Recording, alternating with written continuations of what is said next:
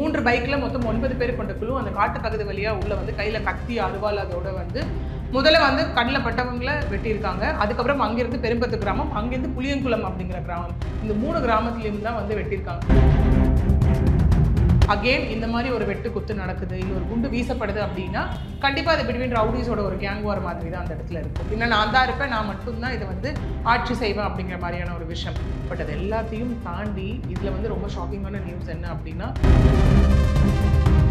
Tea கடையில் உட்காந்து பேசிட்டு இருந்தவங்களுக்கு இந்த டீ கடைக்காரருக்கும் வெற்றி விழுந்திருக்கு, உட்காந்து பேசிட்டு இருந்தவருக்கும் வெற்றி விழுந்திருக்கு. அதில் ஒருத்தர் வந்து மாற்றுத்திறனாளி. அதை விட கொடுமை என்ன அப்படின்னா அவருடைய மனைவிக்கு வந்து தமிழகத்தின் பல எம்பி எம்எல்ஏக்களின் வெற்றிக்கு வித்திட்ட கிங் 360 தேர்தல் வியூக சாப்ட்வேர் 2026 புதிய வாக்காளர்களின் அப்டேட் விவரங்களுடன் உங்கள் தொகுதியில் உங்கள் வெற்றிக்கு வித்திடுகிறது. உங்கள் வாக்காளர்கள் தொகுதி, பூத், ஆண், பெண், வயது என பல வகைகளில் ஒரே நொடியில் உங்கள் விரல் நுனியில் bulk WhatsApp, bulk voice call, viral தேர்தல் பிரச்சாரங்கள், ட்ரெண்டிங் செய்திகள் என கிங் 360 தேர்தல் வியூக பணிகள் குறித்த விவரங்களுக்கு உடனடியாக இணைந்திடுங்கள். கிங் டிவி நேயர்களுக்கு வணக்கம். இன்றைய சிறப்பு நிகழ்ச்சியில் நம்முடன் இணைந்திருக்கிறார் வழக்கறிஞர் பிரியதர்ஷினி அவர்கள். வணக்கம் மேம். வணக்கம் மேம். எப்படி இருக்கீங்க? நல்லா இருக்கேன், நீங்க எப்படி இருக்கீங்க? நல்லா இருக்கேன் மேம். அதாவது நம்ம தமிழ்நாட்டு அளவில் நிறைய முன்னேறிட்டோம் அப்படின்னு சொல்லப்பட்டாலும் கூட சாதிய ரீதியான தாக்குதல் இன்னமும் நடந்துட்டு இருக்குன்றதே ஆச்சரியமாக பார்க்கப்படுது. அதுலேயும் குறிப்பாக நாங்குநேரியில் 2 நாட்களாக போராட்டம் நடத்திட்டு இருக்காங்க. இது மாதிரி கைது பண்ணணும், பெட்ரோல் குண்டு வீசினவங்க மேலேயும் இந்த மாதிரி தாக்குதலில் ஈடுபட்டவங்க மேலேயும் கைது நடவடிக்கை எடுக்கணும் அப்படின்னு சொல்லியிருந்தாங்க. என்ன நடந்துச்சு மேம் ஆக்சுவலாங்க? எஸ், ஆக்சுவலி இந்த இஷ்யூ பொறுத்த வரைக்கும் அகைன் ஒரு ஐ திங்க் இன்னையோட ஒரு 2-3 நாட்களாக முந்தினத்து இரவு நடந்த ஒரு விஷயம் இல்லையா? அதாவது அரௌண்ட் ஒரு 7:30 போல நடந்த ஒரு விஷயம். நேற்று தென் இன்னைக்கு வரைக்கும் வந்துட்டு ஒரு 10க்கு தெரிகிற ஒரு விஷயமா தான் இது போயிட்டுருக்கு. இன்னொன்று, மக்களே அந்த இடத்த விட்டு நாங்கள் கலைஞ்சே போக மாட்டோம் அப்படின்றது எங்கள் ஊருக்கு பாதுகாப்பு வேணும் அப்படின்னு கேட்ட அளவுக்கு போய் இறுதியாக இப்போ அப்பாவு அவர்கள், சபாநாயகர் அப்பாவு அவர்கள் போய் பேசி உறுதி அளித்ததின் பெயரில் வந்துட்டு, அதாவது அந்த மனைவி, இறந்தவருடைய மனைவிக்கு வந்து நாங்கள் வேலை தரோம், ப்ளஸ் இன்னும் லைக் வீடு, அந்த மாதிரியான அரசாணைகள் எல்லாம் வெளியிட்டதுக்கு அப்புறம் இதுக்கு உரிய நடவடிக்கை எடுக்கப்படும் அப்படின்னு சொன்னதுக்கு அப்புறம் இன்னைக்கு அந்த சாலை மறியலில் ஈடுபட்டு இருந்தவங்க கலைஞ்சு போயிருக்காங்க அப்படிங்கிற ஒரு விஷயம் இருக்கு. சரி, இந்த பர்டிகுலர் இஷ்யூ பொறுத்த வரைக்கும் இது என்ன ரீசன்னால நடந்தது அப்படின்னு கண்டுபிடிக்கிறதுக்கே இங்கே வந்து போலீஸாருக்கு ரொம்ப டைமான ஒரு விஷயம். அது எல்லாருக்குமே புரியாத ஒரு விஷயமா தான் இருக்குது. ஏன்னா அகெயின் இந்த மாதிரி ஒரு வெட்டு குத்து நடக்குது, இல்லை ஒரு குண்டு வீசப்படுது அப்படின்னா கண்டிப்பாக அது பிட்வீன் ரவுடிஸோட ஒரு கேங் வார் மாதிரி தான் அந்த இடத்துல இருக்கும். பெட்ரோல் குண்டு கிடைக்காது இல்லையா? ஆமாம், கிடைக்காது. இன்னொரு பக்கம் பார்க்க போனோம் அப்படின்னா நிறைய இடத்துல வந்து நம்ம பார்த்துருக்கோம், நிறைய கேசஸ்லையும் நம்ம பார்த்துருக்கோம் வெட்டிட்டாங்க அப்படிங்கிற மாதிரியான ஒரு விஷயங்கள் இல்லை. ஏன்னா போகிற போக்கில் யாரையும் வெட்டிட்டு போக மாட்டாங்க. அதுக்கான ஒரு விஷயத்தை மொத்தமாக தயார்படுத்திட்டு அதெல்லாம் பண்ணிட்டு தான் அங்கே போகக்கூடியதை வந்து நம்மளால் பார்க்க முடியும். இந்த கேஸ்லையும் அதே மாதிரி தான் நடந்திருக்கு. இப்போ இந்த மாதிரி வெட்டுக்குத்து அப்படின்னு நம்ம நடக்கும்போது ஒன்று ரீசன் வந்துட்டு பிட்வீன் ரவுடிஸாக இருக்கலாம், நீ பெருசா நான் பெருசா அப்படிங்கிற ஒரு விஷயத்தை காண்பிக்கிறதுக்காக இருக்கலாம், இல்லை அப்படின்னா பழிவாங்கும் படலமாக இருக்கலாம், ஓகே, இல்லைனா யார் கெத்து அப்படிங்கிற மாதிரி, இல்லை நான் தான் இருப்பேன், நான் மட்டும்தான் இதை வந்து ஆட்சி செய்வேன் அப்படிங்கிற மாதிரியான ஒரு விஷயம். பட் அது எல்லாத்தையும் தாண்டி இதில் வந்து ரொம்ப ஷாக்கிங்கான நியூஸ் என்ன அப்படின்னா, சமூகம் ரீதியாக, ஜாதி ரீதியாக லைக் செய்யப்பட்ட ஒரு கொலை அப்படின்னு நம்ம சொல்லலாம். அதாவது எப்படின்னா, அந்தளவுக்கு ஒரு கொலைவெறி தாக்குதல், கண்ணு முன்னு தெரியாத அளவுக்கு வெட்டி இறந்து போனவர்களுடைய தலை வந்துட்டு சிதறி போய் இன்னும் வந்துட்டு 6 பேர் இப்போ மருத்துவமனையில் ரொம்ப சீரியஸான கண்டிஷனில் தான் இங்கே அட்மிட் பண்ணப்பட்டிருக்காங்க. இது இப்போ புதுசாக வந்து நடந்த ஒரு விஷயத்தை தாண்டி நமக்கு அடுத்தடுத்து வர நியூஸ் என்ன இங்கே சொல்லப்படுது அப்படின்னா, எல்லாமே ஒரு கனெக்டிவிட்டி மாதிரி தான் இதில் வந்து பேசப்படுது. முன்னாடி நடந்த சம்பவத்துக்காக ஒரு விஷயம், இதில் ஒரு மாதிரியான கான்ட்ரவர்சி, அவங்க வெட்டிட்டு போகும்போது ஒருத்தர் பேரை வந்து அவங்க சொல்லிக்கிட்டே ஓடின ஒரு விஷயமா இருக்கட்டும், இந்த மாதிரி இந்த கேஸுக்குள்ளே பல லைக் ஒரு குவெஸ்டின்ஸ் அண்ட் பல கான்ட்ரவர்சிஸ் நிறைந்த ஒரு சம்பவமாகத்தான் இந்த நாங்குநேரி சம்பவம் எனக்கு இருக்குது. இப்போ வெட்டினவங்க வந்து நவீன் அப்படின்ற பேரை வந்து உச்சரிச்சுட்டு போயிருக்காங்க. நவீன் அவர்களுமே வீடியோ வெளியிட்டிருக்காரு, நான் இதற்கு சம்மந்தம் இல்லைன்னு. சாதி ரீதியால் ஒடுக்கப்பட்டவர்கள் தாக்கப்பட்டிருக்காங்களாமா? சரி, இங்கே எக்ஸாக்ட்லி இப்போ என்ன அப்படின்னு பார்த்தீங்கன்னா, இந்த பாதிக்கப்பட்டவர்கள் வந்து 3 சமூகம் இருப்பதாக வந்து இங்கே சொல்லப்படுது ஆக்சுவலி. ஏன்னா இதுக்கு வந்து பார்த்தீங்கன்னா ஒரு 2 ரீசன்ஸ் இருக்கலாம் அப்படிங்கிறது வந்து இப்போது காவல்துறையினரால் சொல்லப்பட்ட ஒரு விஷயமா இருக்குது. அதற்கு முன்னாடி இதில் இப்போ 7 பேர் வந்து அரெஸ்ட் பண்ணப்பட்டிருக்காங்க ஆக்சுவலி. இன்னும் 2 பேரை வந்து இங்கே தேடிட்டு இருக்காங்க அப்படிங்கிற ஒரு விஷயமும் இருக்குது. இதில் அதெல்லாம் தாண்டி லைக் கொடுமையான ஒரு விஷயம் என்ன அப்படின்னா, இவங்க வந்துட்டு ஓகே வந்தோம், நாங்கள் வந்து வெட்டணும் அப்படிங்கிற மாதிரி ஒரு பிளேஸில் மட்டும் இல்லாமல் இங்கே 3 இடத்தை வந்து அவங்க 3 இடத்தை வந்து இங்கே அவங்க தாக்கியிருக்காங்க அப்படிங்கிற ஒரு விஷயமும் இங்கே இருக்குது. அதாவது முதல்ல ஒரு கிராமத்தில், அதுக்கப்புறம் இன்னொரு கிராமம், அதுக்கப்புறம் இன்னொரு கிராமம் அப்படின்னு சொல்லி இங்கே 3 இடத்தை வந்து அவங்க தாக்கியிருக்காங்க. அதில் மொதல் பிளேஸ் அப்படின்னு பார்த்தோன்னா பெரும்பத்து அப்படிங்கிற ஒரு விஷயம். இந்த தாக்குதல் முதல்ல எங்கேருந்து ஆரம்பிச்சது அப்படின்னா கொடம்போடு வாழ்வு கிராமம், அங்கே தான் ஃபஸ்ட்டு ஆரம்பிச்சது. அதாவது முந்தானத்து இரவு 7:30 மணிக்கு போல் அங்கே ஃபஸ்ட்டு தாக்குதல் ஆரம்பிச்சிருக்காங்க. 3 பைக்கில் மொத்தம் 9 பேர் கொண்ட குழு அந்த காட்டு பகுதி வழியாக உள்ள வந்து கையில் கத்தி அருவாள் அதோட வந்து முதல்ல வந்து கண்ணில் பட்டவங்களை வெட்டியிருக்காங்க. அதுக்கப்புறம் அங்கேருந்து பெரும்பத்து கிராமம், அங்கேருந்து புளியங்குளம் அப்படிங்கிற கிராமம், இந்த 3 கிராமத்துலேயும் தான் வந்து வெட்டியிருக்காங்க. டீ கடையில் உட்காந்து பேசிகிட்டு இருந்தவங்களுக்கு அந்த டீ கடைக்காரருக்கும் வெட்டு விழுந்திருக்கு, உட்காந்து பேசிகிட்டு இருந்தவருக்கும் வெட்டு விழுந்திருக்கு. அதில் ஒருத்தர் வந்து மாற்றுத்திறனாளி, அவர் வந்து கால் சரியாக நடக்க முடியாதவர்.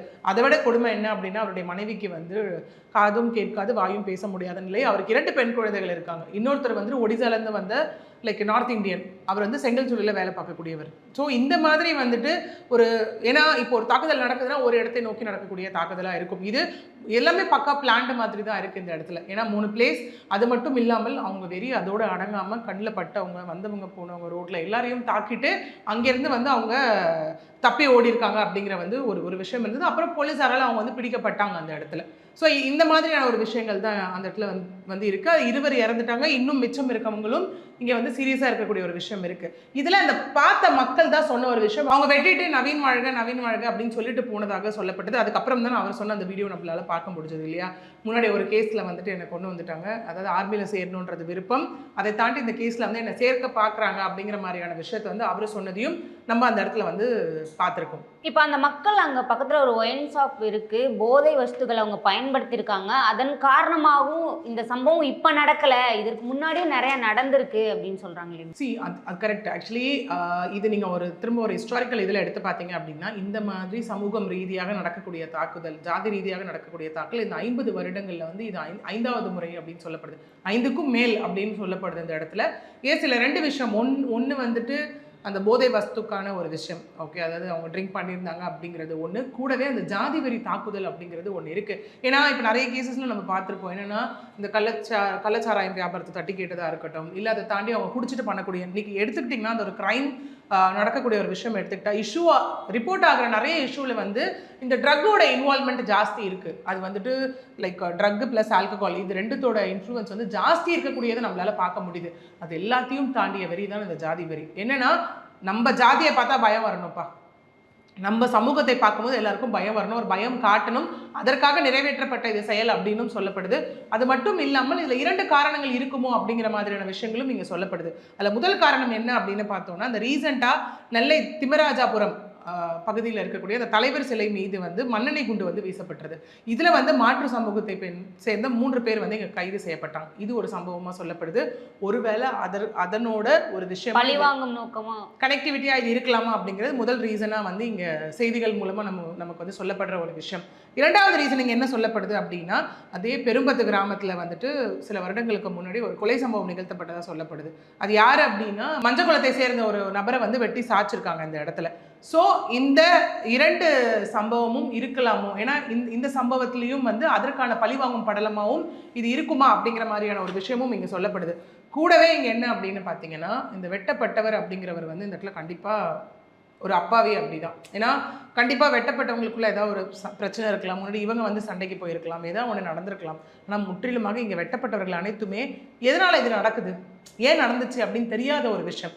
இதனை தாண்டி அந்த கவினை தொடர்ந்து இருக்கக்கூடிய சர்ச்சை என்ன அப்படின்னு பார்த்தோன்னா, அந்த தீபக் ராஜா அப்படின்னு ஒருத்தர் வந்து கொலை செய்யப்பட்டார். ஸோ தீபக் ராஜா கொலையில் வந்து கைதாகி இந்த மதுரையில் இருக்கக்கூடியவர் தான் லெஃப்ட் முருகன். ஏன்னா இப்போ ஃபைனலாக இன்னொரு விஷயம் இப்போ என்ன வந்து நிற்கிது ஊடகங்கள் மூலியமாக அப்படின்னு பார்த்தோன்னா, இந்த லெஃப்ட் முருகன் அவர்கள் போட்டு கொடுத்த பிளானின் படி, அந்த ஸ்கெட்சின் படி தான் இந்த விஷயம் நடந்துட்டு இருக்கு அப்படிங்கிற மாதிரியான ஒரு செய்தியும் நம்மளால ஊடகங்கள்ல வந்து பார்க்க முடியுது. ஸோ லெஃப்ட் முருகன் சிறைச்சாலையில் இருக்காரா, நார்மலாக மதுரை சிறையிலிருந்து இருக்கிறதுனால அவர் அங்கிருந்து போட்டு கொடுத்த பிளான் வந்து இவர் எக்ஸிக்யூட் பண்றாரு. நம்ம நிறைய கேசஸ்ல பார்த்துருக்கோம் இல்லையா, உள்ள சிறையில இருந்து யாராவது ஒருத்தர் சொல்லி அனுப்புறது மூலியமா, இல்லை அவங்க கொடுக்கக்கூடிய டீட்டெயில்ஸ் மூலியமா கொலை சம்பவங்கள் இங்கே வந்து வெட்டுக்குத்துக்கள் நடக்கிறதையும் நம்ம வந்து பார்த்துட்டு தான் இருக்கோம் நிறைய கேசஸ்ல. இதுலேயும் திரும்ப அதே மாதிரியான ஒரு விஷயம் தான் இங்கே வந்து சொல்லப்படுது. இங்கே என்ன அப்படின்னா, தீபக் ராஜா மர்டருக்கு அப்புறம் இங்கே வந்து rowdy Naveen and left Murugan இவங்களுக்கு இடையில தான் இங்கே வந்து பிரச்சனை அப்படின்னு வந்து சொல்லப்படுது.